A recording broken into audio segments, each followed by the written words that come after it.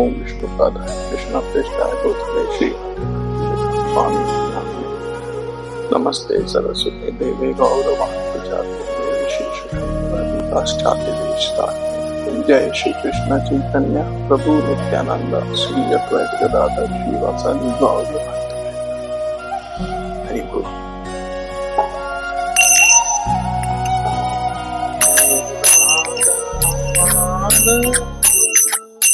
जय कुंज बिहारी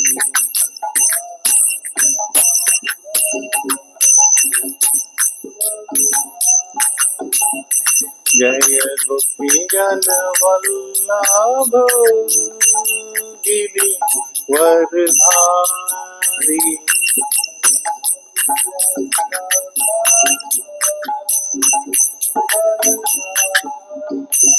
जय राधा माधव कुंज बिहारी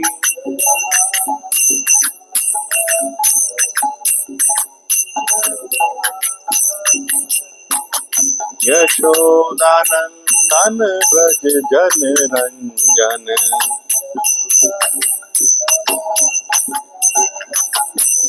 यशोदानंदन ब्रज जन रंजन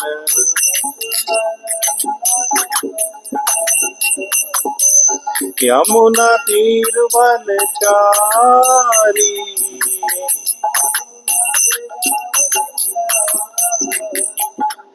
जय राधा माधव कुंज बिहारी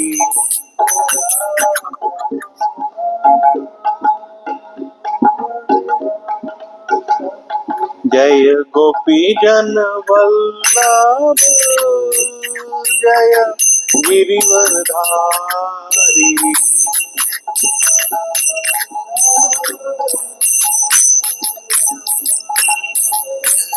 जय राधा माधव जय कुंज बिहारी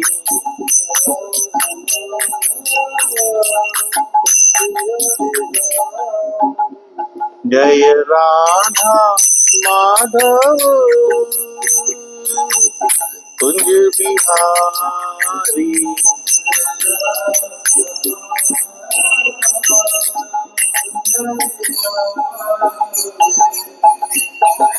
हरे कृष्णा कृष्णा कृष्णा हरे हरे हरे राम राम राम हरे हरे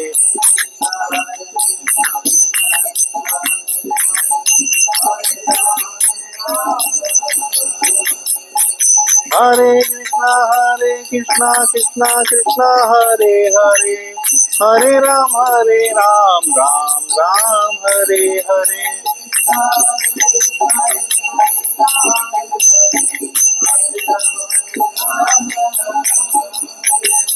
हरे कृष्णा कृष्णा कृष्णा हरे हरे हरे राम राम राम हरे हरे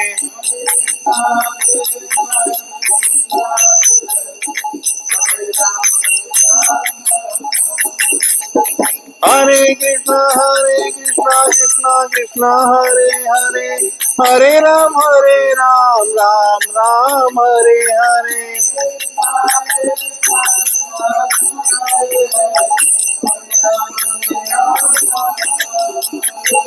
हरे कृष्णा कृष्णा हरे हरे हरे राम राम राम हरे हरे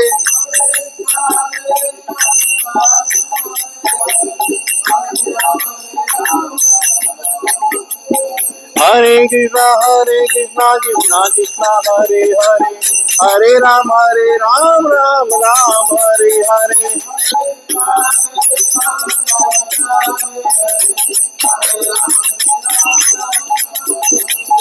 हरे कृष्णा कृष्णा हरे हरे हरे राम राम राम हरे हरे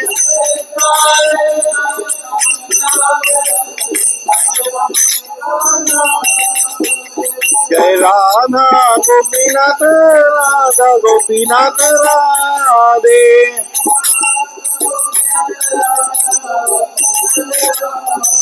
जय जगन्नाथ जगन्नाथ बलदेवा जय सुभद्रा माँ।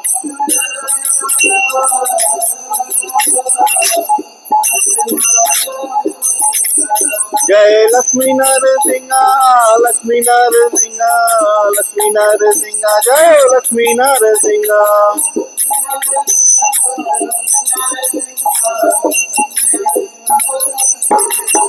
जय भक्त प्रहलाद भक्त प्रहलाद भक्त प्रहलाद जय भक्त प्रहलाद।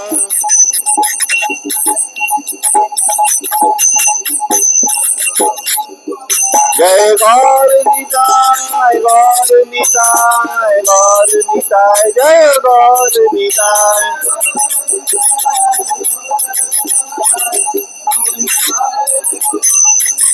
जय प्रभुपाद प्रभुपाद प्रभुपाद जय जय प्रभुपाद।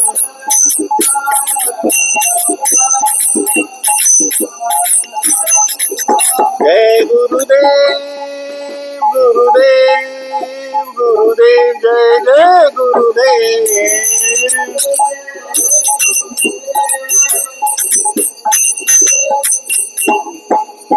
श्री श्री राधा गोपीनाथ की, श्री श्री जगन्नाथ बलदेव सुभद्रा की जय। जय श्री श्री गौर निताय की, जगत गुरु शील प्रभुपाद की, आप सब भक्त वृंद की।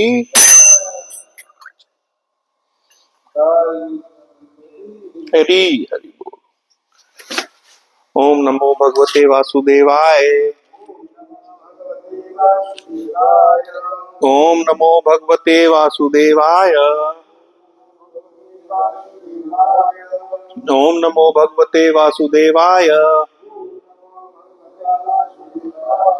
नारायणं नमस्कृत्यं नरं चैव नरोत्तमं देवीं सरस्वतीं व्यासं ततो जयमुदीरयेत्।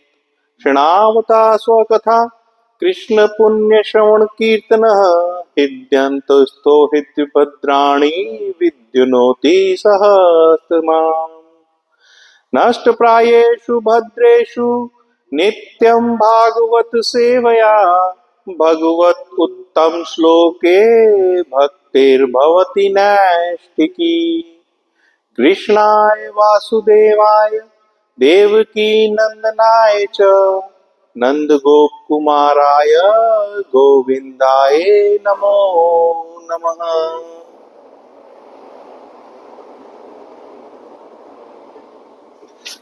हरे कृष्णा। आज हम लोग Shrimad Bhagavatam second canto 10th chapter का 8वां श्लोक देखेंगे। और श्लोक बोर्ड पे लिखा हुआ है, कृपया मेरे पीछे पीछे 3 बार दोहराएंगे। योऽध्यात्मिकोऽयं पुरुषः सोऽसावेवाधिदैविकः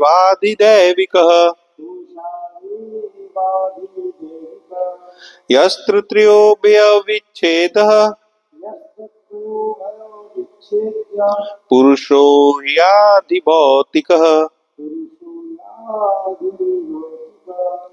योऽध्यात्मिकोऽयं पुरुषः सोऽसावेवाधिदैविकः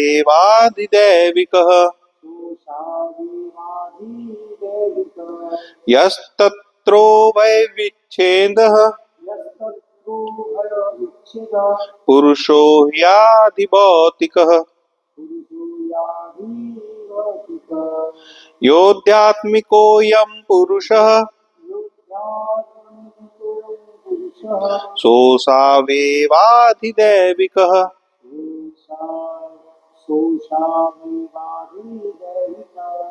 यस्तत्रो वैविच्छेदः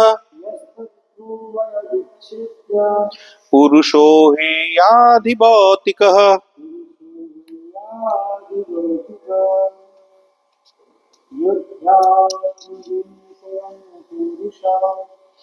योऽध्यात्मिकोऽयं पुरुषः सोषा वेवादिदैविकः यस्तत्रोभयो विच्छेद पुरुषो यादि भौतिकः।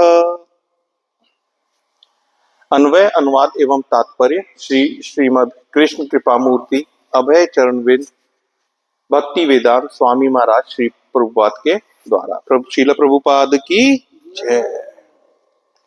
अन्वय देखते हैं शब्दों का अर्थ। यह जो आध्यात्मिक इंद्रियों से युक्त, अयम यह, पुरुषः व्यक्ति, सह वह, असौ वह, एव भी, आधिदैविकः नियामक देव, यह जो, तत्र वहाँ, उभय दोनों का, विच्छेद वियोग, पुरुषः व्यक्ति, ही क्योंकि आदि भौतिक देहवत जीव का देवी शरीर। विभिन्न इंद्रियों से युक्त व्यक्ति आध्यात्मिक पुरुष कहलाता है और इन इंद्रियों को वश में रखने वाला देव आदि दैविक देव कहलाता है। नेत्र गोलकों में दिखने वाला स्वरूप आदि भौतिक पुरुष कहलाता है। तात्पर्य श्री प्रभुपाद के द्वारा। श्रील प्रभुपाद की जय। परम नियंता आश्रय तत्व परमात्मा के अपने रूप स्वांश रूप श्री भगवान है। श्रीमद् भगवत गीता 10.42 में भी कहा गया है, अथवा बहुनैतेन किम ज्ञातेन तवार्जुन विष्टव्याहीदम कृष्ण में कांचेन स्थितो जगत। विष्णु, ब्रह्मा तथा शिव जैसे सभी नियामक देव पूर्ण पुरुषोत्तम भगवान श्री कृष्ण के परमात्मा रूप के विविध प्राकट्य हैं, जो उनके ही द्वारा उत्पन्न किए गए प्रत्येक ब्रह्मांड में प्रविष्ट होकर अपने आप को इस प्रकार प्रकट करते हैं। फिर भी नियंत्रक तथा नियंत्रित के भी विभाग हैं। उदाहरणार्थ, खाद्य विभाग का नियंत्रक व्यक्ति उन्हीं अव्ययों से निर्मित होता है जिनसे नियंत्रित व्यक्ति। इसी प्रकार भौतिक जगत का प्रत्येक जीव उच्च देवताओं द्वारा नियंत्रित होता है।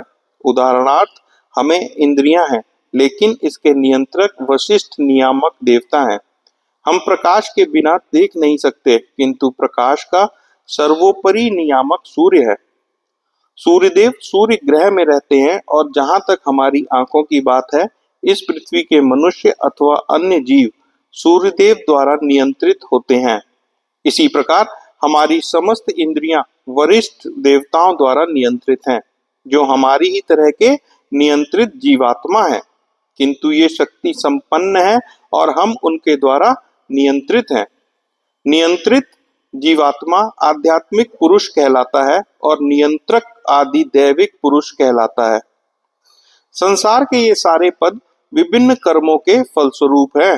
कोई भी व्यक्तिगत जीव अपने पुण्य कर्म के द्वारा सूर्यदेव, यहाँ तक कि ब्रह्मा अथवा उच्च लोकों का कोई अन्य देवता बन सकता है। इसी प्रकार निम्न श्रेणी के सकाम कर्मों के कारण वह उच्चतर देवताओं द्वारा नियंत्रित होता है। इस प्रकार प्रत्येक व्यक्तिगत जीवात्मा परमात्मा के सर्वोपरि नियंत्रण में रहता है, जो प्रत्येक व्यक्ति को नियंत्रक तथा नियंत्रित के विधेय पदों पर आसीन करते हैं। जो नियंत्रक तथा नियंत्रित में भेद का कारण है, अर्थात भौतिक देह, वह आदि भौतिक पुरुष कहलाता है। शरीर को भी कभी कभी पुरुष कहा जाता है, जिसकी पुष्टि वेदों में इस क्षेत्र सूत्र से हुई है, सवा एव पुरुषो अन्न रसमय। यह शरीर अन्न रस रूप कहलाता है। यह शरीर अन्न पर निर्भर है, किंतु शरीर में रहने वाली जीवात्मा कुछ खाती नहीं, क्योंकि मूलतः स्वामी आत्मा है। भौतिक शरीर के लक्ष्य के क्षय होने के पश्चात उसकी पूर्ति करने की आवश्यकता होती है। अतः व्यक्तिगत जीवात्मा तथा नियंत्रक देव का अंतर इस अन्न रसमय देह से है। सूर्य का शरीर विराट हो सकता है और मनुष्य का लघु, किंतु ये सभी दृश्य देह पदार्थ से निर्मित हैं।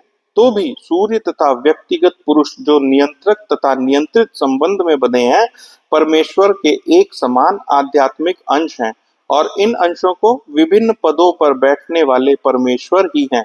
इस तरह निष्कर्ष यह निकलता है कि परम पुरुष सभी के आश्रय हैं। शिला प्रभुपाद की जय। मंगलाचरण कर लेते हैं।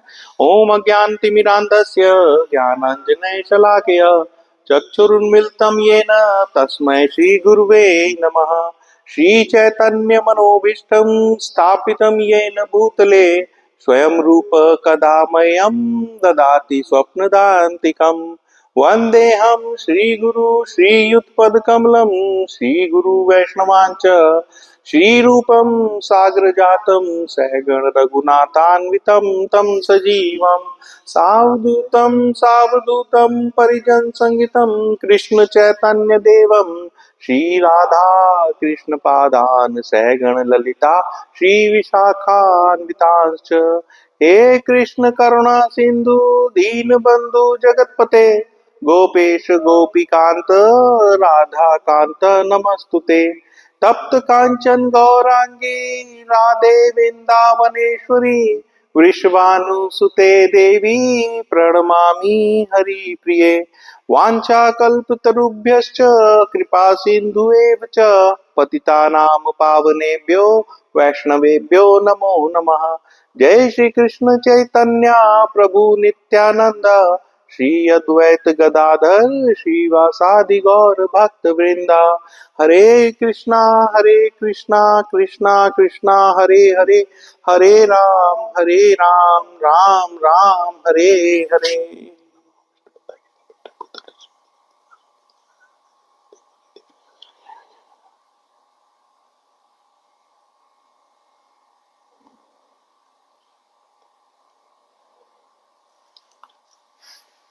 हरे कृष्णा। तो प्रभु जी, अब हम 10वें अध्याय के 8वें श्लोक पे आ चुके हैं और इससे पहले 7वें श्लोक तक हमने क्या देखा है कि 7वें श्लोक तक हम ये देखते आए हैं कि इस भागवतम के कितने वो हैं विषय, 10 विषय का गुणगान मिला है। और वो 10 विषय कौन कौन से हैं, हमें ये 10 विषय अच्छे से कंठस्थ करने होंगे अगर भागवतम को पूर्ण रूप से जानना है तो। और ये 10 कौन कौन से हैं? अत्र सर्गो विसर्गश्च स्थानम पोषणमूतयः मन्वन्तरेषु नानु कथा निरोधो मुक्तिराश्रयः। 7वें श्लोक तक हम यहाँ तक मुक्ति तक पे आ गए थे, मुक्ति तक समझ गए हैं। अब इसके आगे सुखदेव गोस्वामी हमें आखिरी तत्व जो आश्रय तत्व है, आश्रय किसका? भगवान कृष्ण का, उसके बारे में बताने लगे हैं। तो उसको बताने से पहले यहां पे इस श्लोक में वो बता रहे हैं कि 3 तरीके के पुरुष इस सृष्टि में होते हैं। और वो 3 तरीके के पुरुष कौन कौन से होते हैं? इन 3 तरीके के पुरुषों का निरूपण इस श्लोक में किया गया है। आध्यात्मिक पुरुष, आदिदैविक पुरुष और आदि भौतिक पुरुष। ये सृष्टि इन 3 पुरुषों से बनी हुई है, चौथा तत्व इस सृष्टि में कोई नहीं है। और ये जो भगवान ने 3 पुरुष या 3 तत्वों से ये सृष्टि का निर्माण किया, ये आपस में इंटरलिंक्ड है, एक दूसरे पे की डिपेंडेंसी है। वो डिपेंडेंसी कैसे है उसको अभी आगे देखते हैं। और भगवान ने इस श्लोक में यही बताया है कि ये तीनों के तीनों जो पुरुषों का वर्णन यहां हो रहा है, इन तीनों पुरुषों के आश्रय कौन है, आगे के श्लोक में ये क्लियर होगा कि इन तीनों का आश्रय कौन है। इन तीनों के आश्रय हैं पूर्ण स्वतंत्र भगवान, जिनकी सत्ता किसी पे निर्भर नहीं करती। वो इन तीनों तत्वों के, इन तीनों पुरुषों के नियामक है, नियंत्रा है। सो आध्यात्मिक पुरुष के बारे में यहां पे बता रहे हैं कि विभिन्न इंद्रियों से युक्त व्यक्ति आध्यात्मिक पुरुष कहलाता है। अब विभिन्न इंद्रियों से युक्त व्यक्ति आध्यात्मिक कहलाता है, तो जिसके अर्थात वो बद्ध जीव जो अपने देह में अभिमान कर रहा है, उसको क्या कहा गया है यहाँ पे? आध्यात्मिक पुरुष। यहाँ आध्यात्मिक का मतलब स्पिरिचुअल से मत लीजिएगा। यहाँ आध्यात्मिक इसलिए कह रहे हैं क्योंकि हम यहाँ पे बात कर रहे हैं उस जीवात्मा की जो बद्ध है। दो तरीके की जीवात्मा हमने पढ़ा, एक बद्ध जीवात्मा, एक मुक्त जीवात्मा। जो मुक्त जीवात्मा है उसको ये बहुत अच्छे से पता है कि भगवान सबसे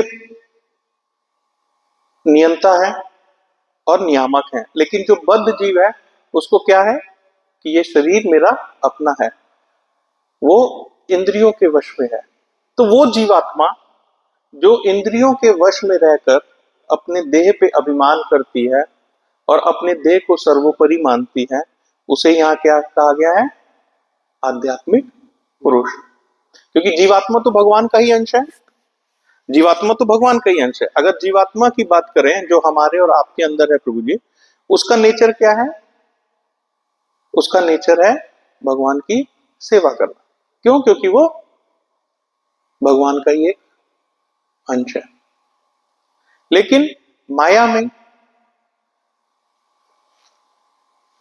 फंसे होने के कारण वो ये बात भूल चुकी है और अपने आप को देह मान लिया है उस जीवात्मा ने, इसलिए उसको यहाँ पे आध्यात्मिक पुरुष कहा गया है। इसके बाद है आदि दैविक, और इन इंद्रियों को वश में रखने वाला देव आदि दैविक देव कहलाता है। दूसरे तत्व आता है आदि दैविक। आदि दैविक किसको कहते हैं? वो ये देवता जो हमारी इंद्रियों के नियंता है। देखिए वो भी जीवात्मा है, वो भी जीवात्मा है, उन्हें भी शरीर प्राप्त है, लेकिन शरीर किसका प्राप्त है? देवताओं का। उनके पास थोड़ी सी शक्तियां हमसे ज्यादा है, इसलिए वो हमारे इंद्रियों पे नियंत्रण करते हैं। हमने देखा 5 ज्ञानेंद्रिय और 5 कर्मेंद्रिय, इनके देवताओं को हम जानते हैं, हमने पढ़ा दिया। और फिर भी एक बार फ्रेश कर देते हैं। 5 इंद्रियां कौन कौन सी हो गई? आंख, नाक, कान, जीभ और त्वचा। आंखों के देवता कौन है? सूर्य। कान के देवता कौन है? आकाश। नाक के देवता कौन है? अश्विनी कुमार। जीभ के देवता कौन है? जल। और त्वचा के देवता कौन है? वायु। ये 5 हमारी ज्ञानेंद्रियां हो गई, और 5 होती हैं कर्मेंद्रियां।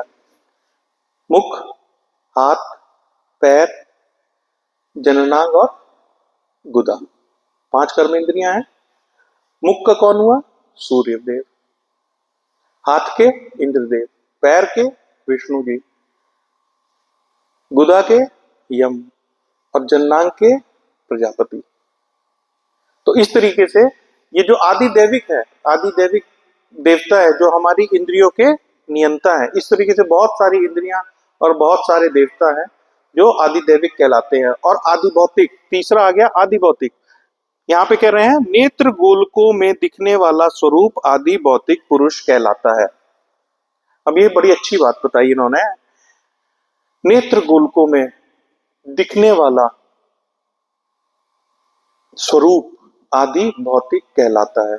अर्थात वो स्वरूप जो पंच महाभूतों से बना हुआ है और जो दृश्य है उसे क्या कहेंगे? आदि भौतिक।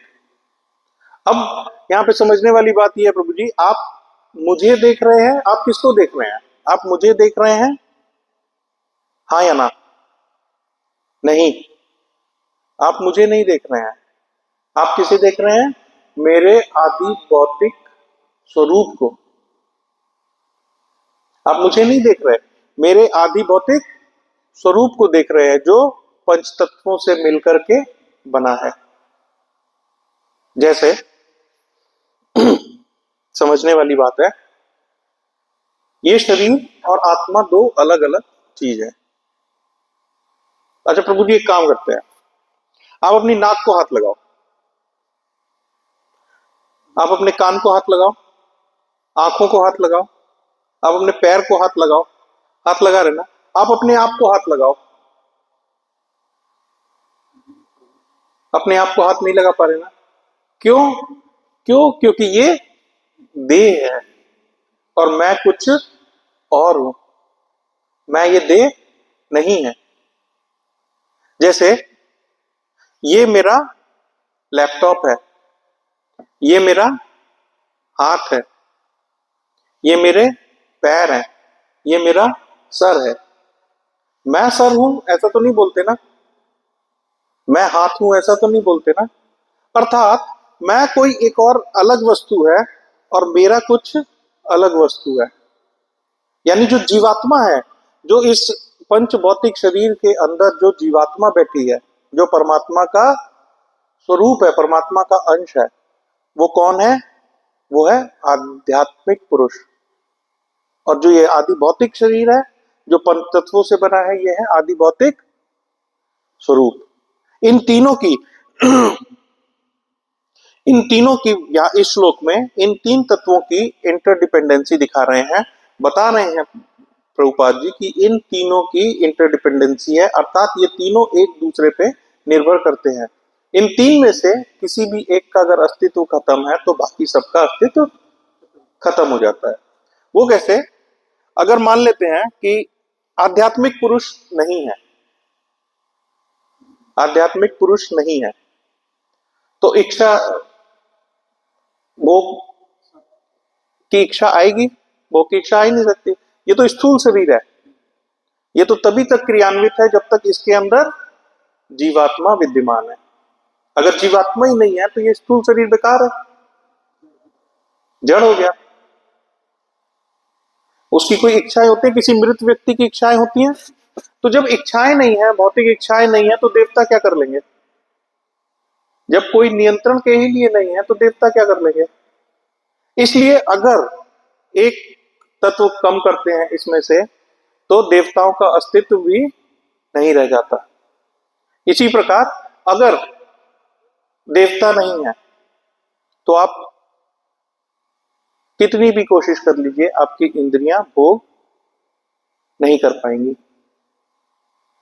और अगर ये शरीर ही नहीं है, ये आदि भौतिक पंचभूत से बना शरीर ही नहीं है,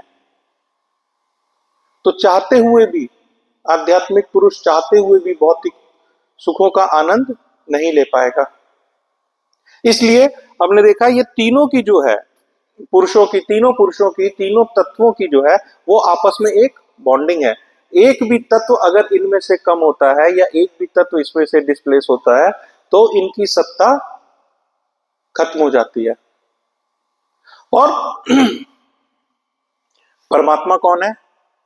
परमात्मा इन्हीं तीनों तत्वों का, इन्हीं तीनों पुरुषों का मालिक है, इन्हीं तीनों तत्वों का नियामक है, इन्हीं तीनों तत्वों का आश्रय है।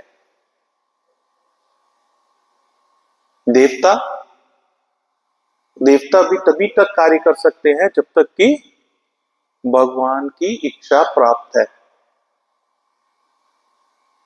इस चीज को आपको याद कराता हूं मैं। Bhagavad Gita 7th chapter 29th श्लोक एंड 30th श्लोक में भगवान ने इसके बारे में बड़ा अच्छे से वर्णन किया है। भगवान स्वयं क्या कहते हैं? श्लोक संख्या 29 चैप्टर 7 में, जरामरेण मोक्षाय मामाश्रित यतन्ति ये ते ब्रह्म त्वदिद्दु कृष्णध्यात्म कर्म चाखिलम। अर्थात जो जरा तथा मृत्यु से मुक्ति पाने के लिए यत्नशील रहते हैं, यानी इस भौतिक संसार से निकल के गोलोक में जाने के लिए यत्नशील रहते हैं, वे बुद्धिमान व्यक्ति मेरी भक्ति की शरण ग्रहण करते हैं। वे वास्तव में ब्रह्म हैं, क्योंकि वे दिव्य कर्मों के विषय में पूरी तरह से जानते हैं। और दिव्य कर्म क्या है? दिव्य कर्म है कि भगवान हमारे नियामक हैं, हमें भगवान का आश्रय प्राप्त करना है, ये दिव्य कर्म है।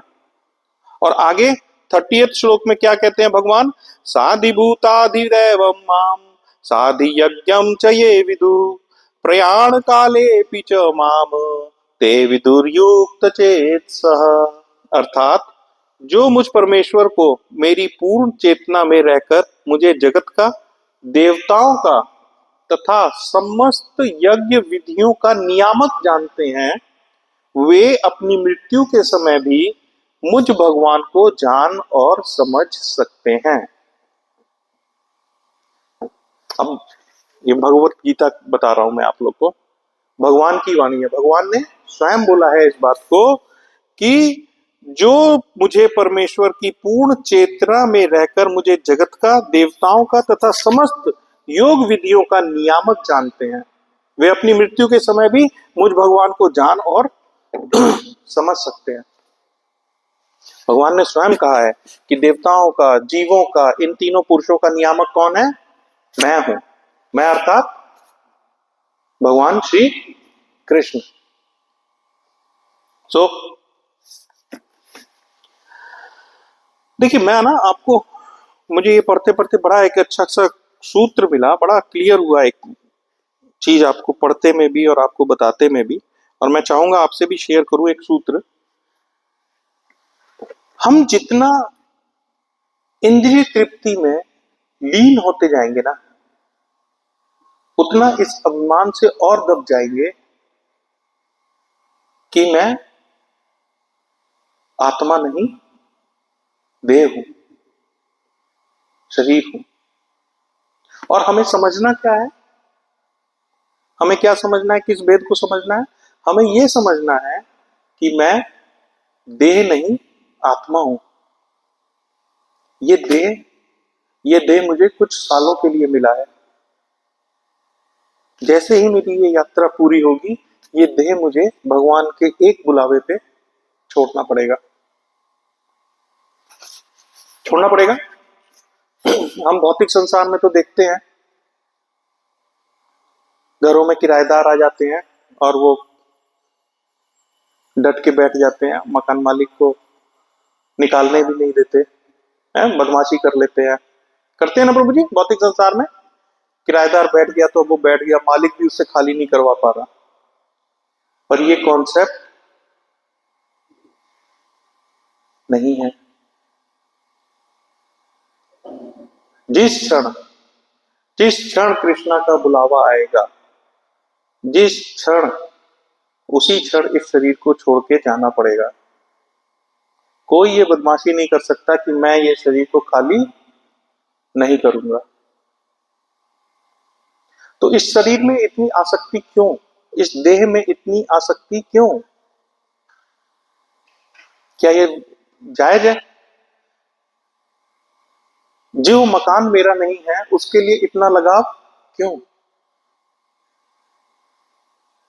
इसीलिए प्रभु जी ये सूत्र है कि मैं जितनी इंद्रिय तृप्ति में लिप्त रहूंगा, उतना ही इस अभिमान में दबता जाऊंगा कि मैं आत्मा नहीं, शरीर हूं।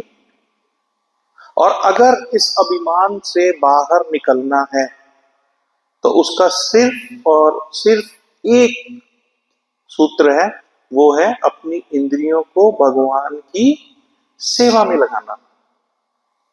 जितना हम अपनी इंद्रियों को भगवान की सेवा में लगाएंगे, उतनी इंद्रियां शुद्ध होंगी, उतना चित्त शुद्ध होगा।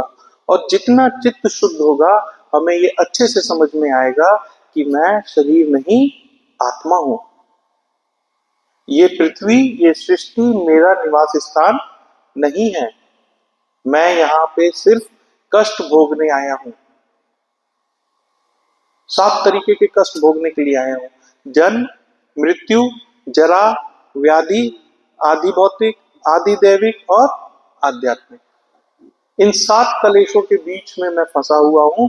और जब हमें और आपको भौतिक जगत में भी किसी ऐसी परिस्थिति में हम पड़ जाते हैं जहां हमें ये एहसास होता है कि मैं अब यहाँ पे फंस गया हूं, तो हम अपना भरसक हाथ पैर मारते हैं उस स्थिति से बाहर निकलने के लिए। और जब हम पूरा अपना प्रयास करने के बावजूद भी उस स्थिति से बाहर निकलते, तो हम क्या करते हैं, हम कृष्णा के आगे सरेंडर कर देते हैं। सरेंडर करते हैं ना, दोनों हाथ उठा करके, अब भगवान तुम्हारे भरोसा, जो होगा देखा जाएगा। वही स्थिति है प्रभु, वही स्थिति है प्रभु जी, कि हमें ये समझना पड़ेगा, ये मानना पड़ेगा, इस अभिमान से बाहर आना पड़ेगा कि मैं ये शरीर हूं, मैं एक आत्मा हूं, और आत्मा इस सृष्टि में, इस संसार में फंस गई है आके और छटपटा रही है, और मुझे कहां वापस जाना है, मुझे अपने घर वापस जाना है। घर कौन सा है मेरा? भगवत धाम, जहां भगवान कृष्ण राधा रानी के संग नित्य लीला में लीन है। तो ये ऐसे ही हुआ प्रभु, जैसे हम कुछ गलत खा लेते हैं, खट्टा मीठा तीखा, तेल में पूड़ी पकौड़ी ज्यादा खा लेते हैं तो तबीयत हमारी खराब हो जाती है, खाने की क्रिया से हमारी तबीयत खराब हो जाती है। लेकिन दवा खाने से हम ठीक हो जाते हैं। क्रिया दोनों में सेम है, खाने का ही क्रिया है, एक दवा खाने की क्रिया है और एक उल्टा पुल्टा खाने की क्रिया है। उल्टा पुल्टा खाते हैं तो परेशान रहते हैं, दवा खाते हैं तो ठीक हो जाते हैं। इसी तरीके से अगर इंसान सिर्फ एक चीज मान के चले कि उसने आज के बाद भगवान प्रसाद के अलावा कुछ भी अपने अंदर नहीं खाना है, तो धीरे धीरे आप देखेंगे कि आपकी इंद्रियां शुद्ध होने लगेंगी। सिर्फ भगवत प्रसाद से, सिर्फ और सिर्फ भगवत प्रसाद से आप देखेंगे आपकी इंद्रियां शुद्ध होने लगेंगी, और जैसे जैसे आपकी इंद्रियां शुद्ध होंगी, आपको कृष्णा में मन लगने लगेगा। तो ये एक प्रोसीजर है जिसको इस्कॉन का फंडामेंटल प्रोसीजर है ये, कि हम प्रसाद खिला करके ही कृष्णमय बनाते हैं। प्रभुपाद ने क्या किया, रसगुल्ला खिला के हिप्पियों को हैप्पी बनाया। हिप्पी को हैप्पी का सफर कैसे तय किया? रसगुल्ले के द्वारा, प्रसाद के द्वारा। तो ये महिमा है प्रसाद की, और ये महिमा है कैसे हम अपने उससे बाहर आ सकते हैं। तात्पर्य पे देखते हैं, तात्पर्य में प्रभुपाद जी ने क्या बोला। प्रभुपाद कहना है, परम नियंता आश्रय तत्व परमात्मा के अपने रूप श्री भगवान है। विष्णु, ब्रह्मा तथा शिव जैसे सभी नियामक देव पूर्ण पुरुषोत्तम भगवान श्री कृष्ण के परमात्मा रूप के विविध प्राकट्य हैं, जो उनके द्वारा ही उत्पन्न किए गए हैं, और प्रत्येक ब्रह्मांड में प्रविष्ट होकर अपने आप को इसी प्रकार प्रकट करते हैं। फिर भी नियंत्रक तथा नियंत्रित के भी विभाग है, अर्थात विष्णु, ब्रह्मा और शिव, ये जितने भी देव हैं,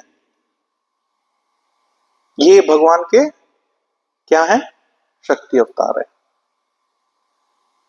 ब्रह्मा, विष्णु देव जितने भी हैं, ये पुरुषोत्तम भगवान के विविध प्राकट्य है, जो उनके द्वारा ही उत्पन्न किए गए हैं।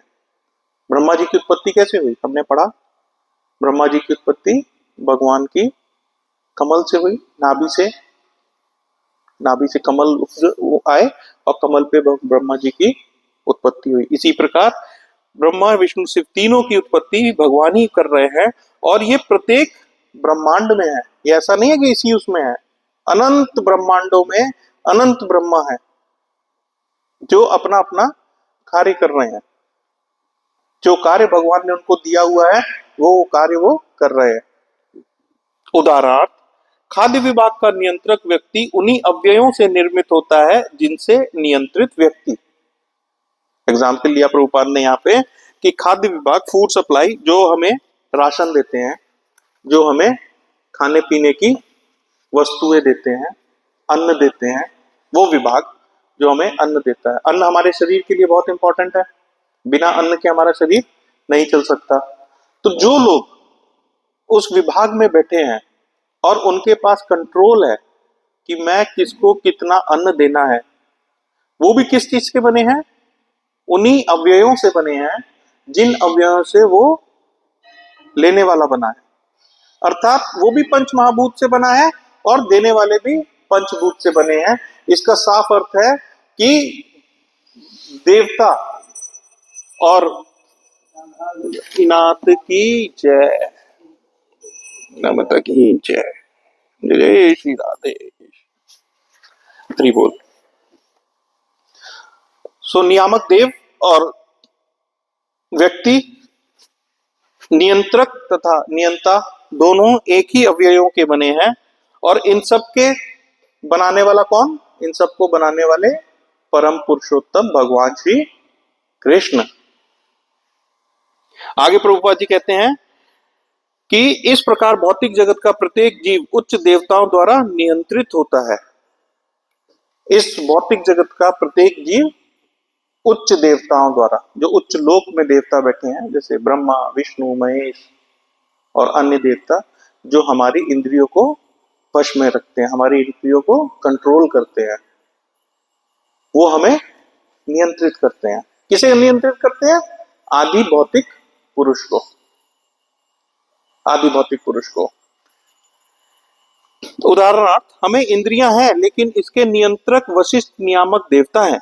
हमारी इंद्रियां तो हैं लेकिन इसके किसके कंट्रोल में है? ये देवताओं के कंट्रोल में है हमारी इंद्रियां। हमारी इंद्रियां हमारे कंट्रोल में नहीं है। जिस प्रकार हम प्रकाश के बिना नहीं देख सकते, किंतु प्रकाश का सर्वोपरि नियामक सूर्य है। हम और आप प्रकाश में ही देख सकते हैं। हमारी इंद्रियां कुछ कमियां हैं, इंद्रियां पूर्ण नहीं है, इसलिए हम अंधेरे में नहीं देख सकते। हमें देखने के लिए क्या चाहिए? उजाला। और उजाला कौन देता है? सूर्य भगवान। तो हुए हमारे आंखों के सूर्य भगवान नियंत्रक। वो जब रहेंगे हम तभी देख पाएंगे, और जब वो नहीं रहेंगे तो हम देख नहीं पाएंगे। अर्थात, या ऐसे कहें, वो जब तक चाहेंगे तभी तक हम देख सकते हैं, और जब वो नहीं चाहेंगे तो हम देख नहीं पाएंगे। इससे क्लियर हो गया कि सूर्य भगवान हमारे आंखों के देवता है और वही हमारी आंखों की इंद्रियों को कंट्रोल करते हैं। सूर्य देव सूर्य ग्रह में रहते हैं, और जहां तक हमारी आंखों की बात है, इस पृथ्वी में मनुष्य तथा अन्य जीव सूर्य देव द्वारा नियंत्रित होते हैं। इसी प्रकार हमारी समस्त इंद्रियां वरिष्ठ देवताओं द्वारा नियंत्रित है, जो हमारी ही तरह के नियंत्रित जीवात्मा है, किंतु ये शक्ति संपन्न है और हम इनके द्वारा नियंत्रित होते हैं। जैसे इस देश के प्राइम मिनिस्टर, इस देश के प्राइम मिनिस्टर वो क्या करते हैं? वो प्राइम मिनिस्टर हैं, वो भी उसी पंच तत्व से बने हैं जिस पंच तत्व से हम और आप बने हैं, लेकिन वो हम सबके कंट्रोलर हैं।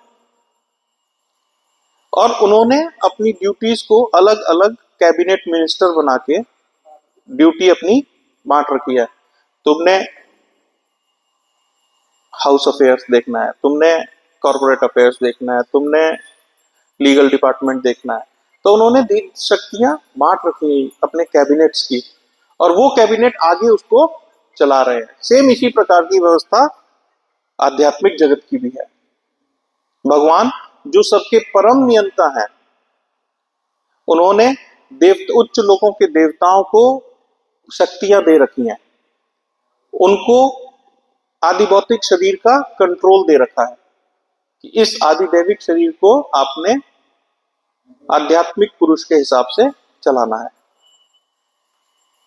आप समझ पा रहे हैं मेरी बात को?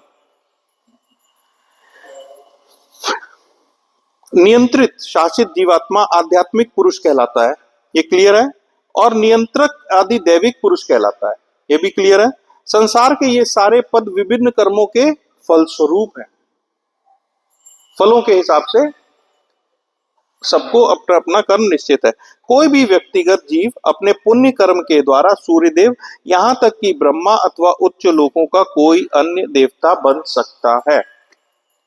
देखिए, बहुत बड़ी बात प्रभुपाद यहाँ पे हम लोग को बहुत बड़ी शिक्षा दे रहे हैं कि ऐसा नहीं है कि हम इस संसार में जीव बन के आए हैं तो हम जीव ही रहेंगे। हम भी प्रधानमंत्री बन सकते हैं। नहीं, प्रधानमंत्री ना सही, कैबिनेट मिनिस्टर, सॉरी, प्रधानमंत्री तो नहीं बन सकते लेकिन कैबिनेट मिनिस्टर जरूर बन सकते हैं। और ये हमने देखा है, अगर शास्त्रों में वर्णित है, अगर आप 100 अश्वमेध यज्ञ संपूर्ण कर लेते हैं तो आप अगले जन्म में इंद्र भी बन सकते हैं, कभी ना कभी। जैसे ये पूरा करेंगे 100 अश्वमेध यज्ञ तो आप इंद्र की गद्दी के हकदार हो जाते हैं, यानी आप इंद्र भी बन सकते हैं, ऐसा शास्त्रों में वर्णित है। और अगर 100 जन्मों तक आपने वर्णाश्रम के नियमों का पूर्ण पालन किया है तो आप भी ब्रह्मा बन सकते हैं। ऐसा नहीं है कि हम जीव हैं तो हर जब जब पृथ्वी बनेगी और जब जब सृष्टि का निर्माण होगा तो हम ऐसे ही जीव बनेंगे, नहीं। ये हमारे पास है, ये हमारे ऊपर, हमारे कर्मों के ऊपर डिपेंड करता है कि हम उच्च लोक के देवता भी बन सकते हैं और निम्न लोक के वासी भी बन सकते हैं।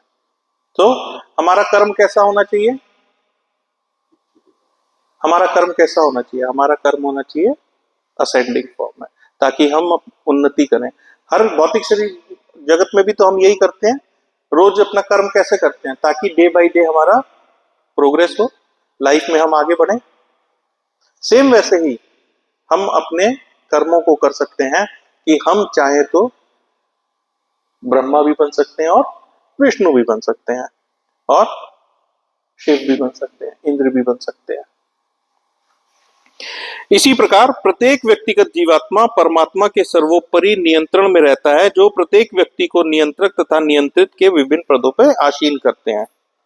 जो नियंत्रक तथा नियंत्रित में भेद का कारण है, अर्थात भौतिक देह व आदि भौतिक पुरुष कहलाता है। क्लियर है? जो कंट्रोलर है और जो कंट्रोल हो रहा है, उसके बीच में कौन है? आदि भौतिक। ये हमने देखा, अगर अभी आदि भौतिक यानी स्थूल शरीर खत्म हो जाए तो आध्यात्मिक की कोई इच्छा ही नहीं पूर्ण होगी। कोई इच्छा ही नहीं पूर्ण होगी तो भगवान कैसे इच्छा पूर्ण करेगा? जब इच्छा ही नहीं होगी, आपको कोई इच्छा ही नहीं है तो क्या देगा कोई? आपको कुछ नहीं दे सकता। इसीलिए प्रभुपाद यहां लिख रहे हैं, शरीर को कभी कभी पुरुष कहा जाता है, जिसको विशिष्ट, यह शरीर अन्न पर निर्भर है, किंतु शरीर में रहने वाला जीवात्मा कुछ खाता नहीं, क्योंकि उसका मूलतः स्वामी आत्मा है। ये शरीर जो आदि भौतिक शरीर है, जो पंच तत्वों से बना हुआ शरीर है, ये किस पे डिपेंड करता है? ये अन्न पे डिपेंड करता है। अन्न पे ये जीवित रहता है। जो अन्न हम खाते हैं उससे रस निकलता है, उस रस से ये शरीर चलता है, और जो बाकी बचता है वो हम त्याग देते हैं। ऐसे ही होता है। तो लेकिन जो जीवात्मा हम सबके शरीर के अंदर है, क्या उसको इस अन्न की आवश्यकता है? नहीं है ना। लेकिन उस जीवात्मा को बड़ा आनंद आता है जब इस आंखों से कुछ देखता है। आह, बड़ी अच्छी पिक्चर है, वाह, बड़ा अच्छा दृश्य है। जब इस जीभ से कुछ स्वाद लेता है, वाह, बहुत स्वादिष्ट है। आप समझ रहे हैं? लेकिन ये बड़े अच्छे से आचार्य ने बताया है कि जो अन्न से या जो दृश्य देखने से सुकून मिल रहा है, जो पिक्चर देखने से आपको सुकून मिल रही है, वो किसे मिल रही है?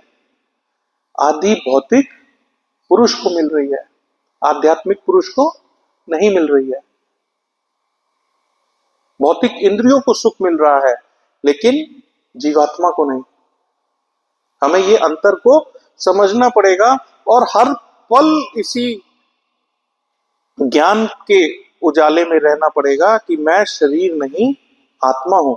तभी प्रभु जी मानिए कि इंद्रियों का उपयोग आप भगवान की सेवा में कर सकते हैं, अन्यथा माया का जाल इतना कठोर है प्रभु, इतना कठोर है कि आप अपनी इंद्रियों को, संपूर्ण इंद्रियों को भगवत सेवा में लगा ही नहीं पाएंगे।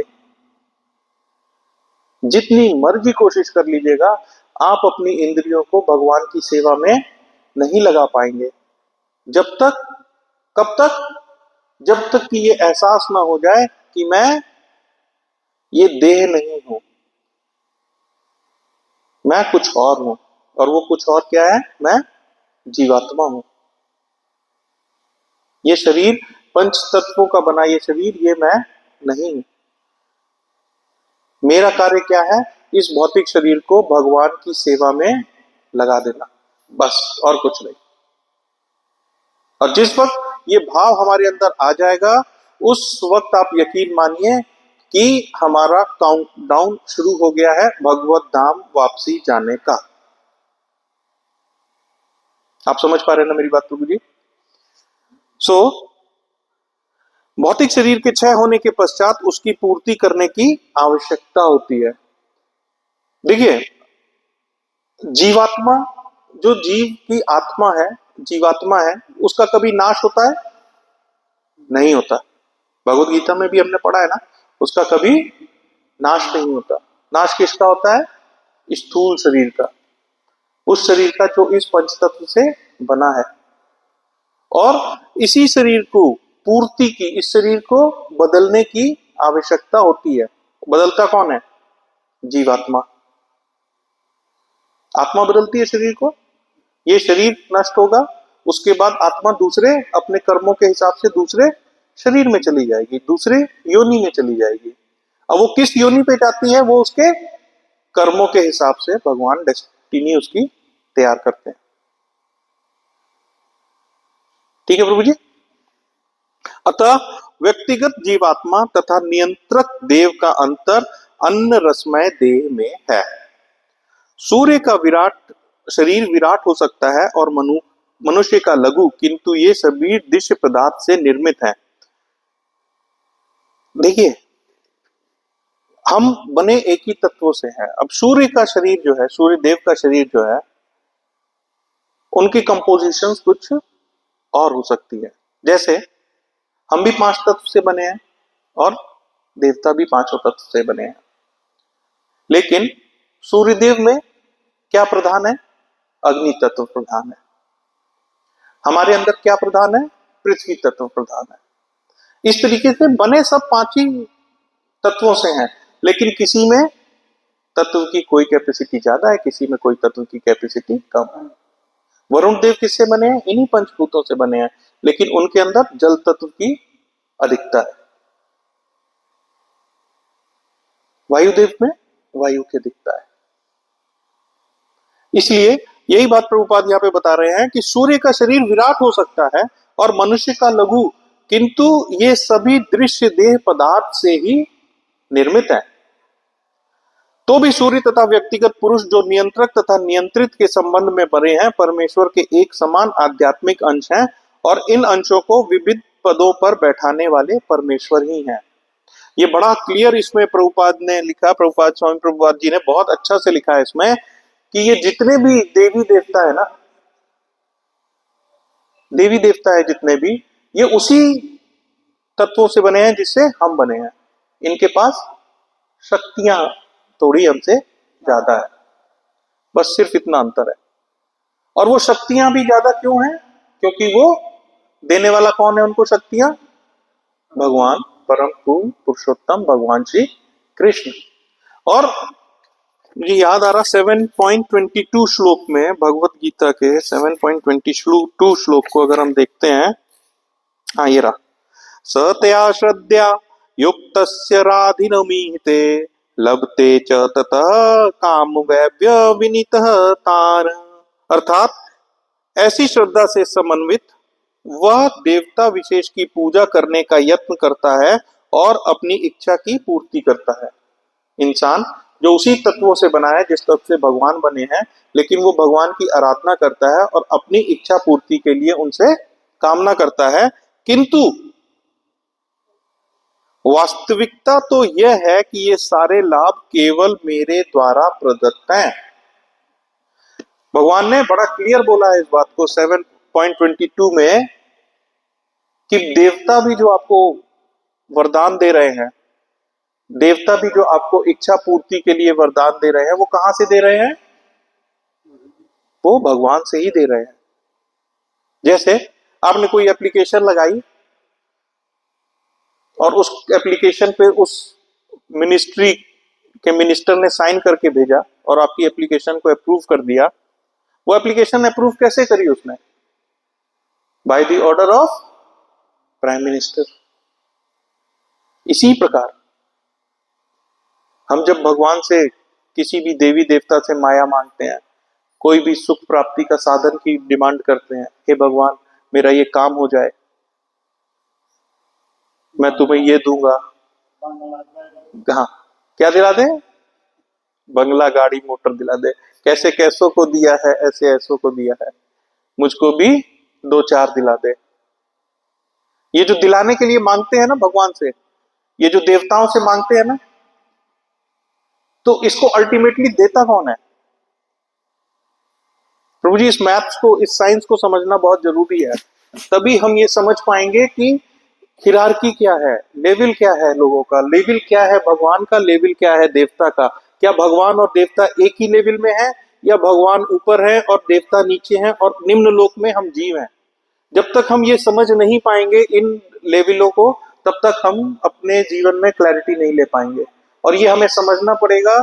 श्रीमद् भागवतम, श्रीमद् भगवत गीता में बहुत क्लियर लिखा गया है, जो अभी मैंने आपको पढ़ के भी सुनाया, कि भगवान ही देवताओं को, निम्न लोक के जीवों की इच्छा पूर्ति के लिए जो वरदान देते हैं, उसको देने के लिए उनको, देवताओं को भी भगवान पे निर्भर होना पड़ता है।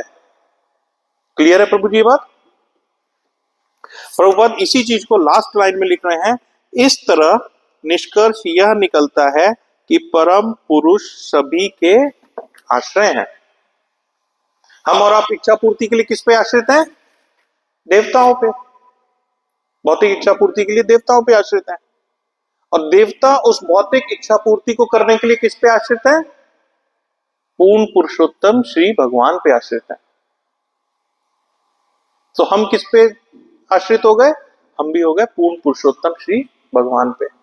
और पूर्ण पुरुषोत्तम श्री भगवान कौन है? श्री कृष्ण। हमारे जीवन का उद्देश्य क्या होना चाहिए? हमारे जीवन का उद्देश्य होना चाहिए कि हम अपना समस्त जीवन, समस्त इंद्रियां किस में लगा दें? भगवान की सेवा में। इसका अर्थ ये नहीं है प्रभु जी कि भौतिक कार्य नहीं करना है और मंदिर में आकर के बैठ जाना है, सुबह से शाम माला करनी है और कीर्तन करना है। नहीं, हम जिस आश्रम में हैं, हम गृहस्थ आश्रम में हैं, हम संन्यास आश्रम में हैं, हम वानप्रस्थ आश्रम में हैं, या हम ब्रह्मचर्य आश्रम में हैं, हम जिस आश्रम में हैं उसी आश्रम में रह करके, उसी आश्रम में रह करके भगवान की सेवा करना ही आध्यात्मिक सेवा है। हमारी और आपकी जितने भी गृहस्थ में है, हमारी जिम्मेदारी हमारा गृहस्थ है। उस गृहस्थ की सेवा करते करते, उस गृहस्थ की सेवा में लगे हुए भी कृष्णा की सेवा करना, यही आध्यात्मिक जगत का सूत्र है। आप सुबह से शाम तक जो भी काम करते हैं, जिस भी कार्य में लगे हैं, उस कार्य को करें, लेकिन कृष्णा को सेंटर में रख के। आप सुबह से शाम अर्थ कमाने के लिए, पैसे कमाने के लिए मेहनत कर रहे हैं, भागदौड़ कर रहे हैं, लेकिन अगर उसी अर्थ का, उसी इनकम का छोटा सा पार्ट आप कृष्णा की सेवा में लगाते हैं, तो वो भागदौड़ आपकी आध्यात्मिक हो चुकी है, वो अब भौतिक नहीं रही। ये एक बहुत बड़ा विषय है, इस पे चर्चा करने लगेंगे तो पूरा एक लेक्चर लग जाएगा समझने में इस साइंस को। पर मोटा मोटा यही है प्रभु कि अपनी इंद्रियों को, अपने मन को कृष्ण कथा में, कृष्ण की सेवा में, अपने समय को, एक एक पल भगवान का दिया हुआ है, एक एक पल। हम जितने भी यहाँ बैठे हैं, चाहे माता जी बैठी हैं, चाहे पुरुष प्रभु जी लोग बैठे हैं, कोई भी ये गारंटी नहीं ले सकता कि उसके पास अगला पल है या नहीं है। अगले पल की गारंटी नहीं है प्रभु जी।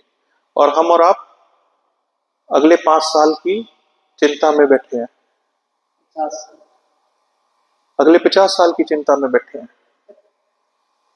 पल का, अगले पल का कुछ पता नहीं है, लेकिन चिंता लेके बैठे हैं 15 साल बाद की, 20 साल बाद की। क्या फायदा उस चिंता का होगा? एक बार भगवान का बुलावा आया, इस शरीर को छोड़ करके जहां आप गए, खत्म हो गया आपके लिए सब कुछ, सब कुछ ब्लैंक है। तो वो व्यर्थ की चिंता क्यों करना? आप समझ पा रहे हैं मेरी बात को? वो भगवान पे क्यों नहीं छोड़ देना? वो समर्पण भाव भगवान पे क्यों नहीं कर देना कि आप देखें, जिसमें तुम राजी उसमें हम राजी। हरे कृष्णा, हरे कृष्णा। इसी के संग आज की वाणी को विश्राम देते हैं। आप भक्तों का कोई प्रश्न, कोई जिज्ञासा? चलें। श्रीमद् भागवत महापुराण की, अनंत कोटि वैष्णव विंद की, शील प्रभुपाद की जय। हरे कृष्णा। प्रभु जी बोलिए आप। सॉरी।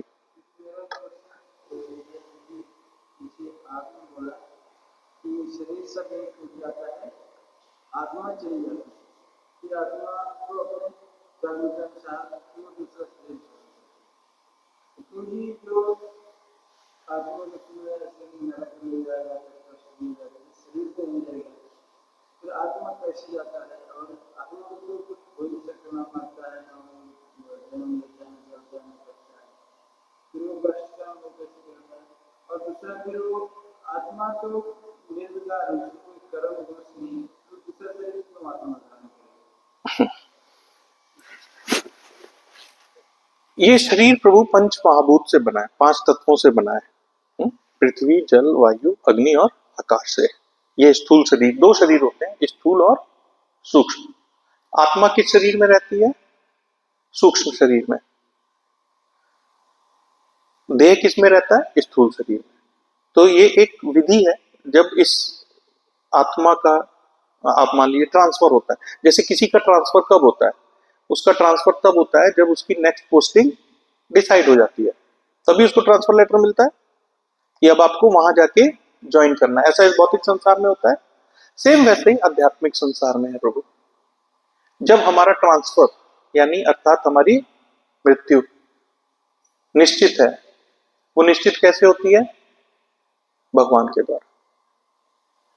तो हमारा ट्रांसफर है, तो ट्रांसफर लेटर मुझे कब मिलेगा? जब मेरी नई पोस्टिंग की जगह फाइनल हो जाएगी। जिस क्षण मेरे कर्मों के अनुसार, जिस क्षण मेरे कर्मानुसार मेरी अगली पोस्टिंग, मेरी अगली लोकेशन तय हो जाती है, उसी क्षण आपकी मृत्यु होती है। मृत्यु होते ही आपको अपने कर्मों के अनुसार आपको उस शरीर को धारण करना होता है। आपने पुण्य कर्म किए हैं इस शरीर में, आत्मा तो निर्विकार है, ना कुछ कर सकता है अपने शरीर के, और ना ही आत्मा को कोई दोष नहीं लग सकता। तो फिर इसी नरक में किसको कष्ट दिया जाता है? आत्मा को कष्ट नहीं दिया जाता। फिर जो जब आत्मा दोबारा जन्म लेता है, आत्मा को तो निर्विकार, उसको तो कोई पाप नहीं, आत्मा को कोई पाप नहीं होता है, फिर आत्मा कैसे नहीं? प्रभु जी आत्मा कर्म बंधन में बंध रही है, शरीर नहीं बंध रहा है। शरीर को कोई दोष नहीं लग रहा है प्रभु, इस शरीर को कोई दोष नहीं लग रहा है। दोष किसको लग रहा है? कर्म बंधन में कौन बंध रहा है? आत्मा बंध रही है। क्योंकि ये शरीर तो स्थूल शरीर है प्रभु, इसका अपना कुछ नहीं है। जब तक आप जीवात्मा इच्छा नहीं करती है, तब तक ये शरीर क्रियान्वित नहीं होता है। तो इच्छा किसकी है? इच्छा जीवात्मा की है। उस आत्मा की इच्छा है कि मुझे इंद्रिय भोग करनी है। जी अभी मैं बता रहा था, कोई पिक्चर देखी तो हमें क्या लगता है? वाह बहुत अच्छी पिक्चर थी, बड़ा सुकून मिला। सुकून किसको मिला प्रभु? आत्मा को। या कोई बहुत अच्छा खाना खाया आपने, इस जीवा से स्वाद लिया, बड़ा टेस्टी खाना था, बहुत स्वाद आया, स्वाद किसको मिला प्रभु? इस शरीर को कि इस आत्मा को? लेकिन वो पाप खा करके, भगवान का प्रसाद न खा करके कौन कर्म बंधन में बंध गया? ये शरीर या आत्मा? आत्मा। ये शरीर तो नश्वर है प्रभु जी, इसका कोई वो नहीं है। इसलिए तो जन्म मिली, जन्म के हर क्षण ये मृत्यु की ओर अग्रसर हो रहा है और एक दिन इसी पंच तत्व में विलीन हो जाएगा। लेकिन कर्म बंधन में कौन बंधेगा? आत्मा।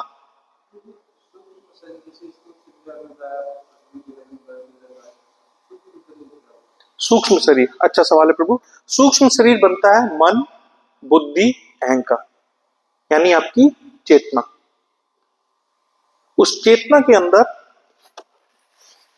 मैं बताऊं प्रभु जी, ये आत्मा है, ये आपका सूक्ष्म शरीर है जिसके अंदर आत्मा है, और ये पूरा आपका स्थूल शरीर है प्रभु। ये स्थूल शरीर नश्वर है, ये आपका जो सूक्ष्म शरीर है यही आत्मा को लेकर के जाता है। यही आत्मा खुली नहीं है, आत्मा के बाहर एक आवरण है, किसका? मन, बुद्धि और अहंकार का, जिसको हम कहते हैं चेतना। आपकी अपनी चेतना, मन, बुद्धि और अहंकार। जब आपका मन साफ होगा, जब आपकी बुद्धि बद्ध जीव से मुक्त जीव में आएंगे, जब आपका अहंकार खत्म होगा, तब ये चेतना आपकी और शुद्ध होगी, और जितनी चेतना शुद्ध होगी उतना उच्च लोक को आप अपने गंतव्य पे जा सकते हैं। इसी आत्मा को, इसी सूक्ष्म शरीर को मिलता है स्वर्ग अपने कर्मों के अनुसार, और इसी सूक्ष्म शरीर को मिलता है नर्क अपने कर्मानुसार। ये परमानेंट लोकेशन नहीं है। स्वर्ग और नर्क परमानेंट लोकेशन नहीं है। जब तक आपके पुण्य हैं तब तक आप स्वर्ग में रहेंगे, जब आपका पुण्य खत्म आप वापस इसी धरती पे आएंगे और अपने कर्मों के अनुसार फिर से आपको अपना नया जीवन लेना पड़ेगा। बताएं प्रभु जी अभी कुछ और।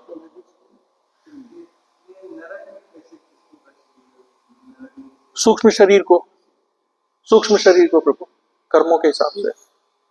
और आत्मा निराकार नहीं है प्रभु, मैं इसका भी आपको बताता हूं। आत्मा निराकार नहीं है। आत्मा का आकार भगवत गीता में भगवान ने बहुत उससे बताया है, बड़ी क्लियरली बताया है। वो क्या है आत्मा का आकार?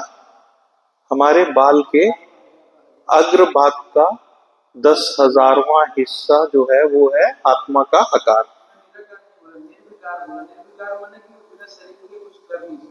हाँ हाँ, निर्विकार। तो ये सूक्ष्म शरीर है प्रभु जिम्मेदार, ये सूक्ष्म शरीर, ये चेतना जिम्मेदार है उसकी। जो आत्मा को कष्ट भोगने पड़ते हैं या आत्मा को स्वर्ग में सुख भोगने पड़ते हैं,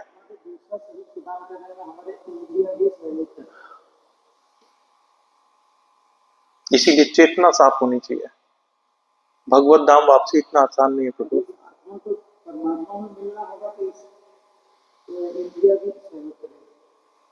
जिस प्रकार प्रलय आती है, प्रलय आती है ना, तो स्थूल शरीर तो होता नहीं है, सारे का सारा ब्रह्मांड भगवान के रोम में शरीर में वापस चला जाता है, जाता है ना प्रलय आने पे। तब भी वहां पे सूक्ष्म शरीर तो है, स्थूल शरीर नहीं है लेकिन सूक्ष्म शरीर है। मन, बुद्धि, अहंकार, चेतना तो है। और यही चेतना उस वक्त भी भगवान के शरीर में रहने के बावजूद भी जब भोग की इच्छा उसमें प्रबल होती है, तब फिर भगवान क्या करते हैं? ब्रह्मा जी की उत्पत्ति करते हैं और फिर उनको दायित्व देते हैं कि फिर से सृष्टि का निर्माण करो और इन आत्माओं को वहां पे भोग के लिए भेजो, इनको वापस हॉस्पिटल में एडमिट करो, इनको वापस ठीक करो। ये प्रोसेस है प्रभु जी। जब तक आत्मा शुद्ध नहीं होगी प्रोसेस चलता रहेगा, कई जन्मों से चल, किसी न किसी ब्रह्मांड में प्रभु जी, अनंत ब्रह्मांड है, अनंत ब्रह्मांड है, चलता रहेगा। और कुछ प्रभु जी क्लियर हुआ आपको? मैं कर पाया?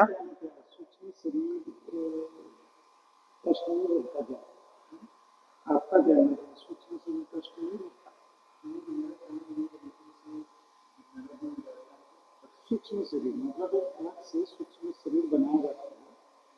वो स्थूल शरीर की तरह नहीं होता है कि हाथ मांस से क्या है, ठीक है। तो सूक्ष्म शरीर ऐसा है कि इसमें मारोगे काटोगे तो तकलीफ तो होगा,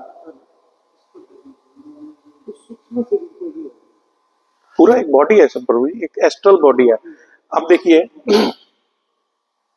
फॉर एग्जाम्पल हम बात करते हैं 7 चक्रों की। 7 चक्र होते हैं आपकी ह्यूमन बॉडी में, लेकिन कोई भी एक स्पेशलिस्ट डॉक्टर दिखा दीजिए आप जिसने चीर फाड़ करके ये 7 चक्र आपकी बॉडी में देखे हों। होते हैं 7 चक्र हमारी बॉडी में, करते हैं ना चक्र मेडिटेशन करते हैं हम, और 7 चक्र भी होते हैं, लेकिन क्या वो आपको दिखते हैं? किसी को भी दिखे? नहीं। क्यों? क्योंकि वो शुभ शरीर के पार्ट है।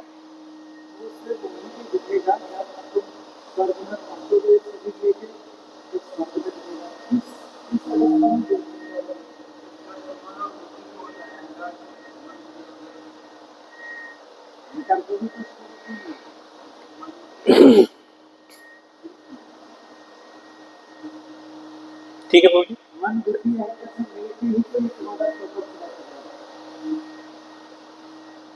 ओके, कर रहे हैं प्रभु जी। हरे कृष्णा, हरे कृष्णा।